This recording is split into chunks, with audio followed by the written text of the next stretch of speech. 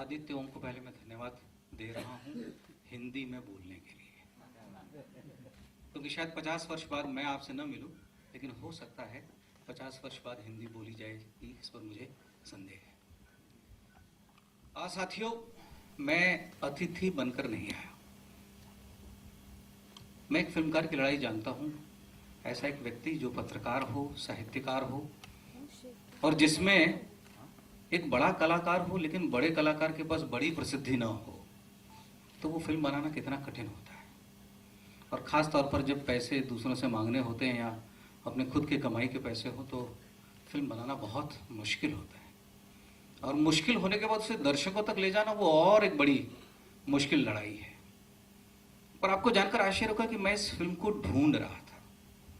मैं एक छोटी सी घटना बताता हूँ। दुर्भाग्य से मैं सेंसर बोर्ड का इस समय मेंबर हूं और सेंसर बोर्ड की नीतियों को लेकर कुछ विवाद हो रहे थे, और ऐसे विवाद में मेरे एक साथी ने दोज़ख फिल्म का नाम लिया। किस फिल्म पर भी विवाद हुआ था, और मेरे उस साथी ने मुझे बताया कि डॉक्टर साहब, अपनी बात को साबित करने के लिए हमें जो नए मेंबर्स आए हैं उन्हें दोज़ख दिखानी चाहिए। मैं उनका नाम यहाँ नहीं लेना चाहता, वो एक महिला हैं, और मुझे बड़ी जिज्ञासा हुई और उन्होंने मुझे ये बताया कि डॉक्टर साहब वो इतनी सुंदर फिल्म है कि आप उसको ढूंढिए। तो मेरे जहन में ये बात आ गई कि मैं इसको ढूंढने की कोशिश करूँगा, और अचानक जैगम की ओर से मुझे एक पैगाम आया कि आपको इस फिल्म के लिए आना है। तो मैंने कहा कि मुझे इस फिल्म का पहले ट्रेलर दिखाओ, और जैसे ही ट्रेलर देखा उसमें बनारस दिखा, तो मैंने कहा तुम्हारा मेरा आत्मिक रिश्ता है। जब मैं शूट कर रहा था तो जैगम भी बनारस में शूट कर रहे थे। तो जहाँ बनारस हो, जहाँ साहित्य की कहानी हो, ललित मेरे बहुत पुराने मित्र हैं 1988 से, हम दोनों बूढ़े हो रहे हैं। तो ये सारी बातें जब मुझे तुम अतिथि बनाते हो तो मुझे तकलीफ होती है। इसी के साथ जैगम, मेरी बहुत सारी शुभकामनाएं, क्योंकि जो मैंने देखा है और जो मैंने सुना है उससे मुझे विश्वास है, और मेरा ये मानना है कि अच्छी चीज़ों को ये समाज बहुत जल्दी स्वीकार करता नहीं है। ये भी मुझे पूरा इसका मुझे भरोसा और आश्वासन भी है, इसलिए कि इस देश की ये परंपरा है कि हम बाबा तुलसीदास को हमेशा कहते हैं कि तुम भाषा में रामचरितमानस लिखने वाले कौन हो। ये हम लोगों की परंपरा है, वहाँ से चली आ रही है। तो दर्शक धोखा दे जाए और अपने ये मीडिया के साथी भी धोखा दे जाए तो बहुत आश्चर्य न करना। पर मैं आप सबसे प्रार्थना करूंगा कि ये आपके बीच का ही नौजवान है, हम अपनी ओर से पूरी कोशिश करें कि ईमानदारी से जो हम फिल्म के बारे में सोचते हैं, समझते हैं, वो अधिक से अधिक दर्शकों तक पहुंचाएं, और कम से कम अपने साथियों से कहें कि एक अच्छी फिल्म, जो मुझे पूरा विश्वास है कि अभी ट्रेलर देखकर आप सबको उसका अनुमान लग जाएगा। मैंने आपका ज़्यादा वक्त लिया, इसके लिए मैं क्षमा चाहूँगा। बहुत बहुत आभार। शुक्रिया, आप सबका बहुत आभार मेरी तरफ से, आप लोग आए। मेरी कहानी बड़ी इंटरेस्टिंग थी। आदित्य जी भूल गए, उस सेक्शन में मुझे कुछ बात करनी थी, क्योंकि मीडिया वाले हैं और डॉक्टर साहब ने ऐसा कहा कि मुझे सपोर्ट नहीं, मतलब देखो कि भाई ये लोग भी सपोर्ट करें ना करें। मैं ना अगर इस फिल्म के बारे में ईमानदारी से कहूं, ये फिल्म का असली को प्रोड्यूसर मीडिया है। सारे दिल्ली का मीडिया, मुंबई का मीडिया, जो मेरे दोस्त हैं, आप यकीन मानिए मेरी जर्नी इतनी ज्यादा अजीब रही कि मुझे इतना सपोर्ट दिया मेरे दोस्तों ने। मैं सबसे पहले मैं अमर उजाला में था, वहां से मैं न्यूज 24 आया, फिर मैं वहां से आज तक पे था, आज तक में मैंने काम किया टेक्स पे, वहां पे एज ए प्रोड्यूसर। उसके बाद मैंने इंडस्ट्री चेंज कर ली, मैं यहाँ आया। इतने एक्साइटेड हैं लोग वहां पे दिल्ली में बैठे हुए, बहुत सारे दोस्त मेरे कहते तुम बस तुम्हारा जैसे ही खत्म हो मुझे बताना, हम प्रोमो चला देंगे, फटाफट में चला देंगे, यहाँ चला देंगे, वहां चला देंगे, डोंट वरी, डरो मत तुम, कोई बात नहीं। तो सबसे बड़ी जो कहानी है इस फिल्म के पीछे, और मैं पत्रकारिता जब मैंने शुरू किया इस फिल्म को, और मुंबई में मेरी बहुत मदद की, बहुत सारे लोगों ने, नाम जुड़ते गए। जब चला था तो बिल्कुल अकेला था, उस वक्त तो बहुत ही मुश्किल था चीजों को संभालना करना। और अभी जो आदित्य जी यहाँ कर रहे हैं, अगर ये नहीं होते तो मैं सच बताऊं ये फिल्म थिएटर में आ ही नहीं सकती थी, नहीं आ सकती थी, फिल्म नहीं बन सकती थी, फिल्म यहाँ तक नहीं आती, जहां तक आ चुकी थी वहां तक आ चुकी थी। ये नहीं होते तो यहाँ नहीं होते आज हम, ये भी कंफर्म है। फिर पवन जी मिले, उनके साथ हमने किया, तो उन्होंने बहुत मदद की हमारी, एक अलग तरीके, एक अलग लेवल पे लाने में उन्होंने मदद की, फिल्म को पूरा करने में बहुत बड़ी मदद की, उनका बहुत बड़ा हाथ था। वो नहीं होते तो फिल्म बन नहीं सकती थी। अब सवाल ये कि सबके न होने से तो मैं क्या कर रहा था फिल्म, मैं ही कुछ नहीं कर रहा था, कहानी मेरी थी, शुरुआत मैंने की थी। और बहुत सारे दोस्त बैठे हैं यहाँ पे, राहुल भारती हैं, एक टीवी एड वगैरह के लिए अभी काम कर रहे हैं, फ्रीलांस काफी काम किया हुआ है। और ये इनके साथ सबसे पहले शुरू किया तो ये मेरे साथ जुड़ गए, एज ए हमारे मेरे एसोसिएट हो गए।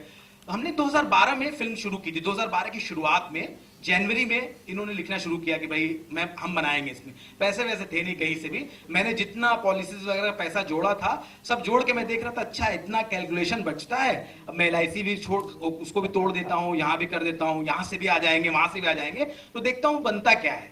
कहानी क्लियर थी और हमको बनारस में शूट करना था, तो वो एक सबसे इंटरेस्टिंग चीज इसमें ये थी कि बनारस का मैं रहने वाला हूं और थोड़ा पत्रकारिता कर चुका था अच्छे से, तो बहुत पता था कि पत्रकार क्या क्या कर सकता है।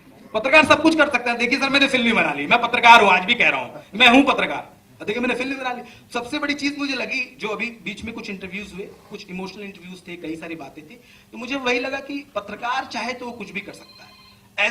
एज अ फिल्म मेकर भी वही चीजें मेरी बहुत काम आई जो एज ए पत्रकार मैं देखता था, जो मैंने देखा समाज में जिस तरह की चीजें होती थी। मैं प्रिंट में रिपोर्टिंग भी कर चुका था, मेरे पास खबरें आती थी। आज तक जैसे आप चैनल में जब काम करते हैं तो आपके पास एक्सेसिबल होता है, पूरी दुनिया की कोई भी खबर देखिए, उनके पास स्पेशल होते हैं, उनके वेबसाइट वगैरह, वैसे उस पर देख सकते हैं आप, तो आप बहुत अवेयर रहते हैं। तो सबसे बड़ी चीज है कि पत्रकारों के लिए इंटरेस्टिंग बात है कि मुझे लगता है कि अच्छा काम बहुत पॉजिटिवली पत्रकार कर सकते हैं, जो मेरे साथ भी हुआ। और मेरे चूंकि अच्छे जानने वाले थे तो बहुत सारे दिल्ली में भी सपोर्ट किया लोगों ने यहाँ तक आने में। हाँ बीच में हालत मेरी बहुत खराब थी, पिक्चर 3 साल से लगातार चल रही थी, और जैसा आदित्य जी ने कहा कि रिलीज की बात थी कि रिलीज कैसे होगी, क्या होगा, वो सब चीजें थी। तो उसमें सबसे बड़ा एक और बड़ा नाम है जिसका मैं जरूर नाम लेना चाहूंगा, शिलादित्य बोरा हमारे साथ हैं, लॉन्ग लिव सिनेमा के। उनका बहुत सपोर्ट था, उन्होंने कनेक्ट किया। एक ही बार फिल्म देख के उन्होंने करते कि फिल्म हम ले जा रहे हैं आगे। उनको एक बार मैंने फोन किया कि प्लीज आप, बड़ा लंबा चौड़ा भेजा। फिल्म हमारी फेस्टिवल में बहुत ज्यादा घूम चुकी थी, इंडिया में मोस्टली हर फेस्टिवल में थी, फॉरेन में भी कुछ अच्छा हुआ था हमारा। तो मैंने इनको दिखाई, मुझे लग रहा था कि आप शिला एक बार देखो फिल्म आके कि कैसा लगता है। इनको आना था तो खैर भाई इनको भी पता नहीं था कि फिल्म लेनी है नहीं लेनी क्या है। हम 4 बजे से थिएटर बुक करके बैठे थे। शिला ने कहा यार अभी मैं आ नहीं पाऊंगा। मैंने कहा यार अब तो फिर बढ़ गया, पैसे है नहीं, देखो शिफ्ट हो जाएगा, 10,000 और जाएगा फिर से अभी, अब पता नहीं पिक्चर चलेगी कि नहीं चलेगी, मतलब पसंद आएगी कि नहीं आएगी। तो फिर फाइनली लेकिन शिला भागते हुए आया, 4:25 पे ही आ गया। मैंने कहा वाह बहुत अच्छा आदमी, इसका मतलब चलो 1 घंटे बोला था 25 मिनट में आ गया वापस। तो वो आए और देख के उन्होंने तुरंत वहीं पे कंफर्म कर दिया कि हम ये फिल्म आगे ले जा रहे हैं। और PVR ने डायरेक्टर्स रेयर सेक्शन में बहुत ही पॉजिटिवली हमको आगे बढ़ाया, हम यहाँ तक आए। और मैंने वही कहा कि दोस्ती प्यार, क्योंकि कल मैंने एक इंटरव्यू में कहा, मेरा जागरण में एक इंटरव्यू था, अजय जी सीनियर है बहुत पत्रकार, उनसे एक इंटरव्यू में वही सब बातें हो रही थी उनसे कि मुंबई में मदद बहुत लोग नहीं करते आपकी, आपके रिश्तेदार, आपके अपने, बहुत सारे मदद, आप मदद की उम्मीद ही मत रखिए, आप किसी से मदद की उम्मीद रखिए। आप जब खुद कुछ कर लीजिए देन उसके बाद चीजें होंगी शायद। अगर आप नहीं करते हैं तो आपको कोई कहीं नहीं मानता, आप एक स्ट्रगलर हैं और आप घूमते रहिए सबके पास जाके, ऑफिस के दरवाजे खटखटाते रहिए, अपनी स्क्रिप्ट लेके घूमते, कुछ भी करते रहिए, वैसा ही है। खैर दुखद स्थिति है लेकिन चीजें अच्छी होती हैं, हमारे साथ भी अच्छा हुआ, हमारे अच्छे दिन तो आए एटलीस्ट, कम से कम किसी के आए ना आए, हमारे अच्छे दिन आ गए, क्योंकि हम यहाँ से जो जर्नी हमने शुरू की थी वो हम यहाँ तक लाए। और अमर उजाला के रवि बुल्ले जी हमारे बीच में हैं, बिल्कुल बड़े भाई की तरह, उन्होंने बहुत मदद की मेरी। ये ऐसे लोग हैं, मैं यकीन मानिए कि मैं बहुत इमोशनल वे में बात कह रहा हूं कि अगर ये नहीं होते ये फिल्म का कुछ हो ही नहीं सकता था। हमने कितना भी अच्छा कंटेंट बनाया, उसका PR कैसा है, उसको आगे कैसे बढ़ाना है, उसको पॉजिटिवली ले कैसे जाना है, ये बहुत इंपॉर्टेंट चीज है। क्योंकि मेरी किताब पे था, मेरा इमोशनल कनेक्ट है कि मैं 2005 से जुड़ा हुआ हूँ, इस किताब को मैं लिखने में 4 साल लगे मुझे, देन उसका दिल्ली में लॉन्च हुआ, बहुत सारे लोग आए उसमें, दिल्ली में नामवर सिंह जी थे, आशुतोष, सारे चैनल्स के हेड आए, जानते थे लोग, बहुत सारे लोग सपोर्ट किया। तो मेरे साथ ये फिल्म आज मैं सोचूं तो 10वें साल में रिलीज हो रही है। जब से मैं 2005 से इस कहानी को इमेजिन कर रहा था, तो उस वक्त मेरी बहुत कम उम्र थी, थोड़ा ज्यादा ही हो गई, मतलब पता नहीं कितनी ज्यादा हो गई, लेकिन अभी 32 साल का हो गया मैं। जब मैं चला था तो पता नहीं, मतलब कितना 22 साल का था जब किताब लिखी, 3 साल में लगा, फिर वहां से आया, बढ़ते बढ़ते बढ़ते बहुत मदद की हमारी लोगों ने। मुंबई में, इसी मुंबई में हम जब प्रोडक्ट लेके घूमना शुरू किया हमने कि भाई मदद करिए मदद करिए, और वाकई मुझे मदद की बहुत जरूरत थी। मतलब मैं इतनी ज्यादा, जो फिल्म मेरी दिखाती है कि मानवता, इंसानियत चीजें हैं ना, सच में जब मैंने फिल्म बनाई, जब मैं निकला एक बार लोगों को लेके सामने कि मैं बात करूं कि प्लीज मेरी मदद कर दीजिए, क्योंकि आज की डेट में आसान नहीं है रिलीज करना, बहुत पैसे लगते हैं उसको रिलीज करने में भी, पोस्टर छपवाना, ये छपवाना, एड वैड, सारी चीजें, बहुत सी चीजें होती हैं। सबने हमारी मदद की, और सबसे बड़ी बहुत मतलब दिल की गहराई से मैं शुक्रगुजार हूं पारुल गोसाई जी का, जो हमारा पब्लिसिटी देख रही है, वो भी हमारे लिए बिल्कुल समझिए ऐसे ही कर रही है बस। उनकी टीम है, बहुत शुक्रगुजार हूं उनका। उन्होंने एक बार में, मैं डर रहा था कि पता नहीं हमारी पब्लिसिटी, क्योंकि एक फिल्म इतनी सेंसिटिव फिल्म है ना, एक सही हाथों में जाना जरूरी था ताकि मीडिया को एक सही परसेप्शन जाए। क्योंकि मैं मीडिया में काम कर चुका हूं, मुझे पता है कि कौन सी चीज कैसे प्लेस करते हैं। 2 लोग कम आए नहीं आए कोई मुझे फर्क नहीं पड़ता, लेकिन एक सही तरीके की चीज उनसे हम एक बार में मिला जाके, और मैं तो डर ही रहा था। मैं 4 दिन से सिर्फ कैंसिल कर रहा था। लोग मुझसे कहते चलो आज मिलना है, तो मैं कोई बहाना बना के टाल देता था। मुझे लगा कि है ही नहीं कुछ, तो जाओगे क्या, करना क्या है तुमको जाके वहां, क्या करोगे, कुछ है ही नहीं तुम्हारी जेब में, तो तुम करोगे क्या वहां जाके। लेकिन फिर बात हुई और उन्होंने एक ही बार में जिस तरह से किया, मैं बहुत शुक्रगुजार हूं उनका भी, क्योंकि उन्होंने बहुत मदद की एक नए प्लेटफॉर्म पे लाने की, एक दुनिया को जानने की कि हमने एक तरह की फिल्म बनाई, हम आगे बढ़े और यहां तक आए। ये एक बहुत बड़ी बात है, मैं इसको उपलब्धि मानता हूं। सारे लोग हैं, मैं पवन जी से भी कहूंगा अपनी बात 2 शब्दों में कहें, जो कहना चाहें वो अपना। आइए भाई साहब, ये शुरू से जुड़े रहे हमारे साथ, इन्होंने फिल्म में एक्टिंग भी की थी। बीच में फिर इनको भी लगा कि पिक्चर गई कहाँ है, फिर इनका नहीं यार आ गई, वापस आ गई, चलो अभी करते हैं अच्छे से, इसको पुश करते हैं। धन्यवाद। मैं ज़्यादा नहीं बोलूँगा क्योंकि इनसे भी मेरा बहुत ही इमोशनल वो रहा है, रिश्ता रहा है जैगम भाई से, और इस फिल्म से बहुत रहा है। क्योंकि ये इस फिल्म मैं बताऊँ, जिस समय ये शूट हुआ था उस समय मेरे फादर बहुत बहुत बहुत ही खुश हुए थे उस समय देखकर, और उस शूट के 1 हफ्ते के बाद ही वो गुजर गए। तो कहीं ना, सॉरी,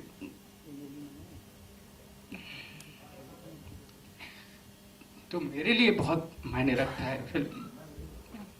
थैंक यू।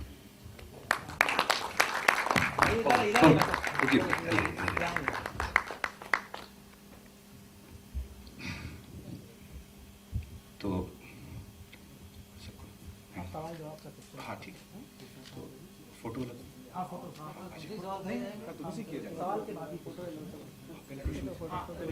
का मतलब होता है जहन्नम, नरक।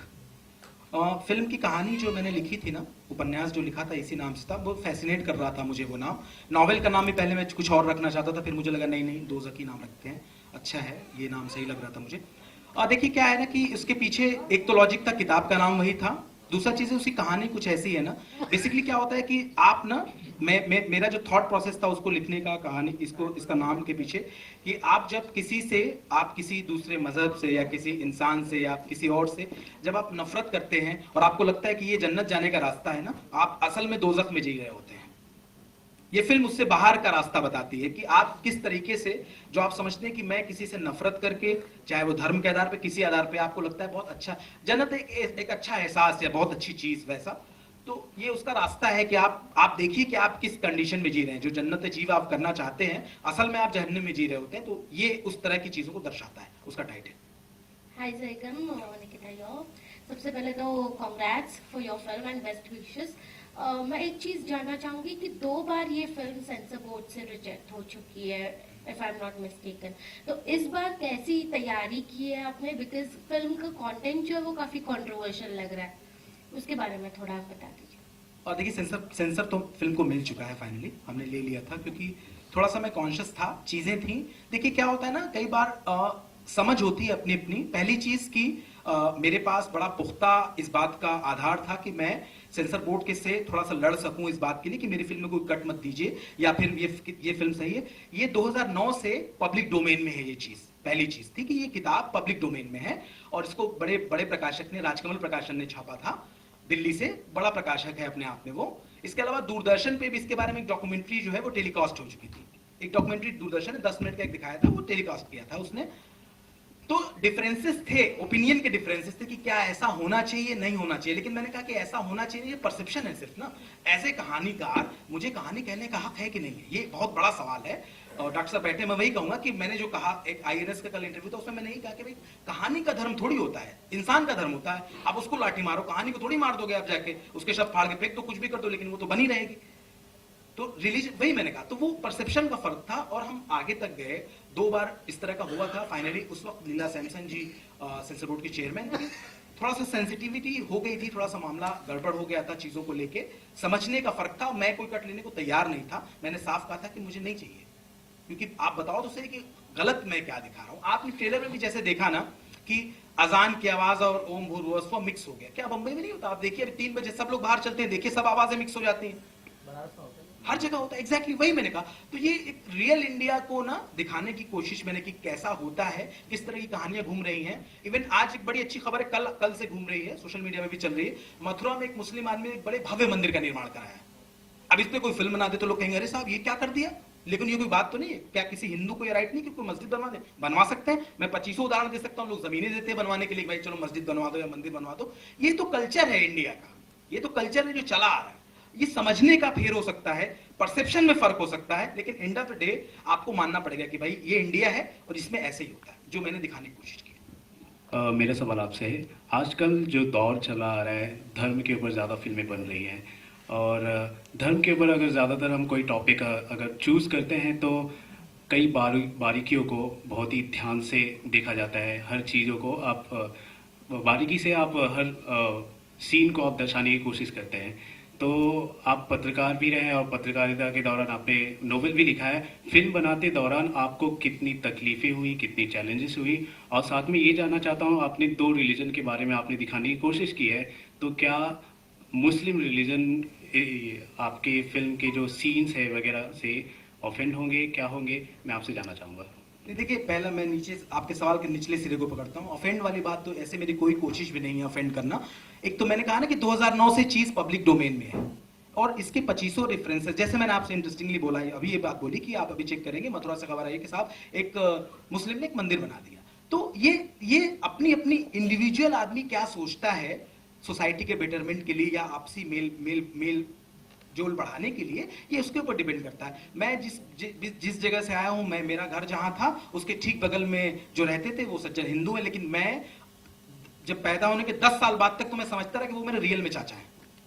मैं यही समझता था कि मेरे रियल में चाचा है। मेरे घर से उनके घर में दरवाजा था अंदर जाने का, पीछे के रास्ते से, वो आज भी है, वो दरवाजा खुला हुआ है। तो वो दरवाजा जब तक खुला हुआ है ना, मुझे कभी नहीं लगता कि मैं कहीं से ऑफेंड करने की कोशिश कर रहा हूं या किसी धर्म को, कुछ नहीं। कहानी है, सिर्फ एक कहानी है जो मैंने कहने की कोशिश की है। जैसा कि बनारस में होता है, आप जाएंगे भी ना, बहुत सारी चीजें आपको, कुछ इंटरेस्टिंग तस्वीरें हैं, अगर कभी गूगल में सर्च करें एज ए जर्नलिस्ट, क्योंकि मैंने देखा है, आप देखिए कभी ना, टोपी वाले जाके और गंगा के जो बड़े खूबसूरत घाट के कगार बने हुए हैं, नमाज़ें पढ़ते हैं गंगा की तरफ, जो जिधर उधर होता है। अब देखिए क्या खूबसूरत है। अब छापिए तो कई लोग तो ये भी नाराज हो जाएंगे कि अरे भाई ये कहाँ नमाज पढ़ रहा है, वो तो गंगा की अर्चना कर रहा है, ऐसा प्रदर्शित हो रहा है, ऐसा दिखा रहा है, लेकिन उसका ऐसा मकसद थोड़ी है।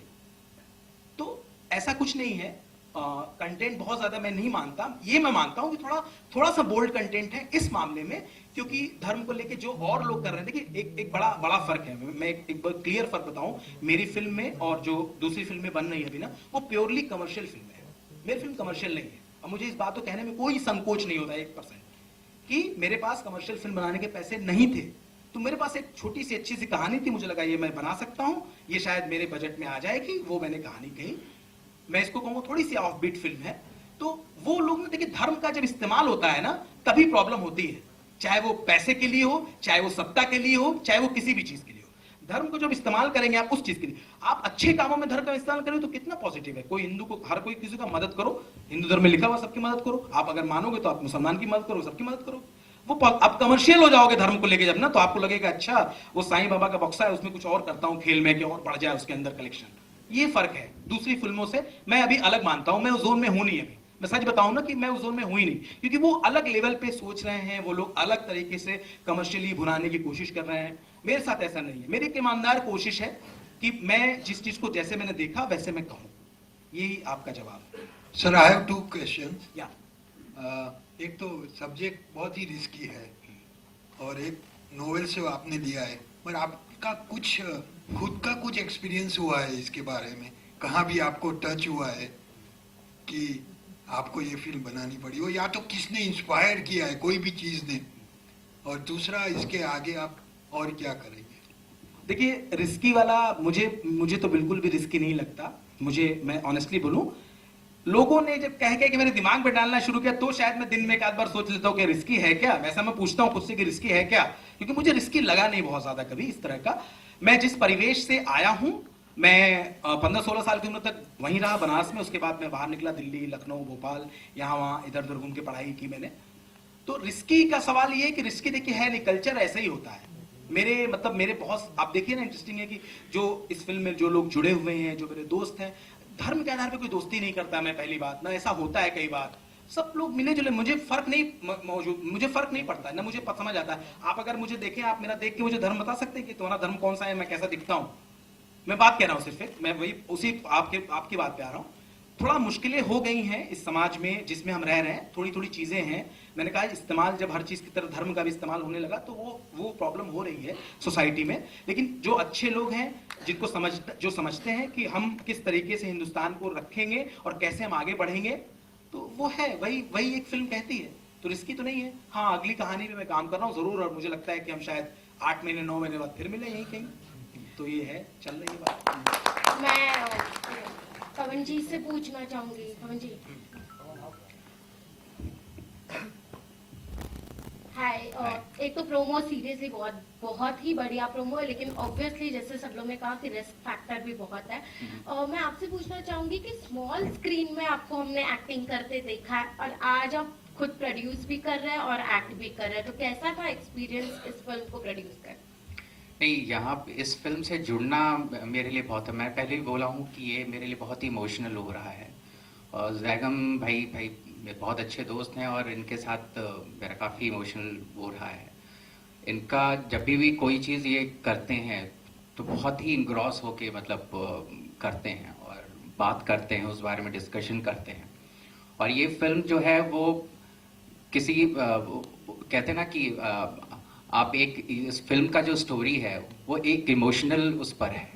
तो इस इमोशन के ही बेस पर ही मैंने मतलब ये फिल्म की इससे जुड़ा और मुझे खुशी है और वो मैं बयान नहीं कर सकता। तो लेकिन यूजुअली जब भी कोई फर्स्ट फिल्म प्रोड्यूस करता है तो love story, cute love story, ऐसे में इन्वेस्ट करना ज्यादा बेटर समझता है प्रोड्यूसर। लेकिन आपने इतना बड़ा रिस्क लिया, मतलब कैसे अपने आप को प्रिपेयर किया इस फिल्म को? नहीं, आप वैसे प्रोड्यूस की तरह मत करिए, क्योंकि जुड़ा हूं मैं इसमें। हर कोई प्रोड्यूसर है इसमें, हर कोई टेक्नीशियन जो है बहुत इंपॉर्टेंट है।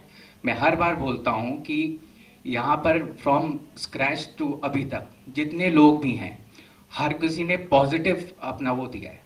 जहाँ पॉजिटिविटी होती है अपने आप लोग जुड़ते हैं। और मैं इनको बार बार थैंक्स कहता हूँ कि इतनी अच्छी, इतनी खूबसूरत कहानी लाने के लिए। कि इसमें मैं अब हर कोई, जैसे अभी बात कर रहे थे धर्म और उसकी, जो एक फादर होगा एक तो सन होगा ना, वो पहले होता है, धर्म बहुत बाद में आता है। Thank you. ठीक है, तो एक्टर्स ने आपको किस तरह से सपोर्ट किया इस मुसीबत के समय में? देखिए 3 साल पहले हमने शूट किया था, आज 3 साल बाद भी बैठे हुए साथ में, तो आप समझ लीजिए कितना सहयोग किया होगा। ये तो दिख रहा है ना कि अब कैसे हैं। तो सहयोग तो आपने देख लीजिए, आए हैं खुद वो कहने के लिए। और अब तो फिल्म के दौरान थोड़े इंटरेस्टिंग थी कुछ चीजें, क्रिएटिव डिफरेंसेस होते थे। ललित जी से मेरे बहुत सीनियर हैं वो, तो बहुत अलग तरह की लड़ाई हो जाती थी मेरी इनके साथ। तो ये भी नाराज हो जाते थे कि मैं बात ही नहीं करूंगा। तो मैंने कहा अच्छा मत बात करिए। फिर कल सुबह फिर आ जाते थे कि चलो भाई शुरू करते हैं, क्या करना है आज का, जल्दी करते हैं, अभी क्या कर रहे हो तुम, क्या शूट कर रहे हो। तो इस तरीके से थे। खैर बाद में जब आए तो 3-4 महीने बाद नहीं हुई, जब फिल्म एडिट की मैंने, जब जाके दिखाया, फिर कहे कि अच्छा भैया तुम आओ मेरे घर खाना खाने। अब हर हफ्ते में सब सैटरडे इनके घर खाना खाने जाता हूँ। देखिए 3 साल से खाना खिला रहे हैं मुझे, तो अब हर हफ्ते तो अच्छे रिलेशन है, वही जो मैं कह रहा हूँ आपसे। ऐसा हो गया। आइए सर, आइए फोटो, आइए सर, अरे आइए सर, आप आए सर, आप भी हमारे साथ बिल्कुल। राहुल, अरे आओ भाई, कहाँ गए माइल्स? आइए सर, चल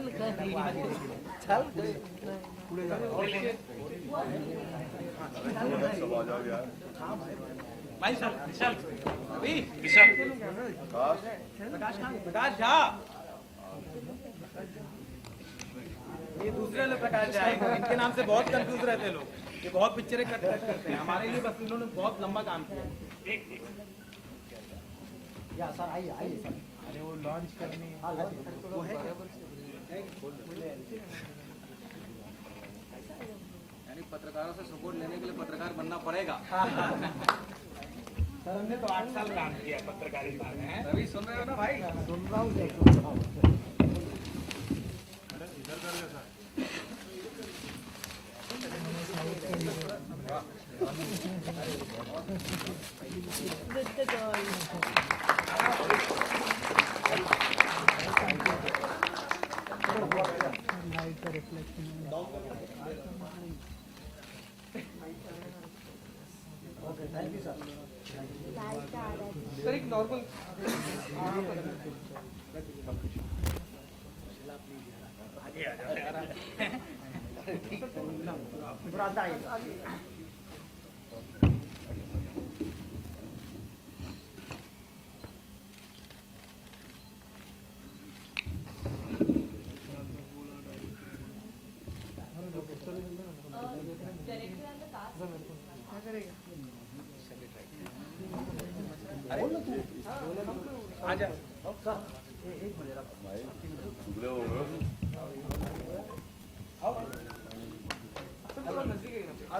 आइए अरे आइए अरे एक मिनट आइए इधर